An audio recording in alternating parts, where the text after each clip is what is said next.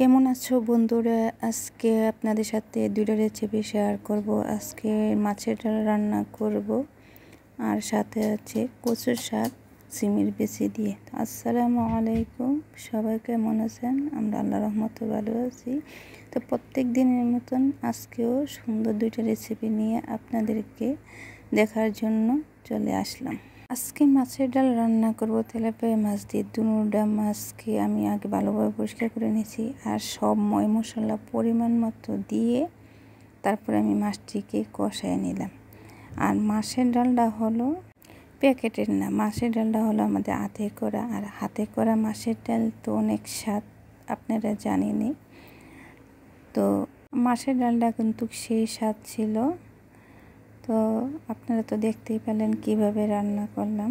সবাই comment, like, share করবেন। আর আমরা হচ্ছি নতুন ইউজার, আশা করি সবাই পাশে থাকবেন। আর কচুর শাকটাকে আমি আগে ভাপ দিয়ে নিছি, কিন্তু কচুর শাকটাকে আমি পানি ফালাই নিই। কারণ ওখানে অনেকেই কচুর শাক পাক করলে আপনার ভাপ দিয়ে পানিটা ফালাই দেয়, আমি ভাপ দিয়ে পানিটা ফালাই নিই।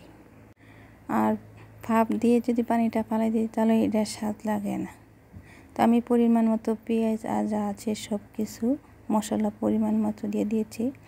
আর দানাটাকে আমি আগে সিদ্ধ করে রাখছি একটু লবণ দিয়ে।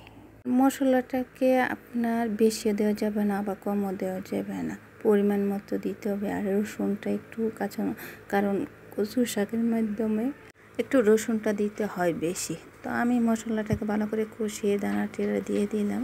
এখন দানাটা এটার মাধ্যমে যাতে ভালো করে কষানো হয়, মশলাটা একটু ভাজা হয় এটার সাথে। আর এটা মশলাটা যেহেতু দানার সাথে একটু মিক্স হয়, এজন্য ভালো করে কষায় নিতেছি। তারপরে আমি কচুটাকে দিয়ে দিলাম। এখন ভালো করে আমি নেড়ে মশলাটাকে মিক্স করে নেব।